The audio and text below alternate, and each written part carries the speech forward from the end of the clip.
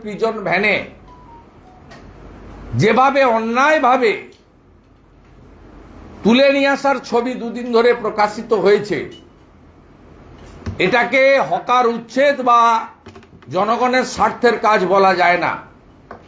এটাকে মানবতা বিরোধী লোকসভা নির্বাচনে পশ্চিমবঙ্গে 29টা আসন পাওয়ার দম্ভের বহিঃপ্রকাশ এবং পুরসভা কর্পোরেশন এলাকায় হারের যে তীব্র জ্বালা যন্ত্রণা, যে জ্বালা যন্ত্রণা 2021 সাল থেকে নন্দীগ্রাম থেকে উনি বয়ে নিয়ে যাচ্ছেন, সেই জ্বালা যন্ত্রণার বহিঃপ্রকাশ বলে আমি মনে করি।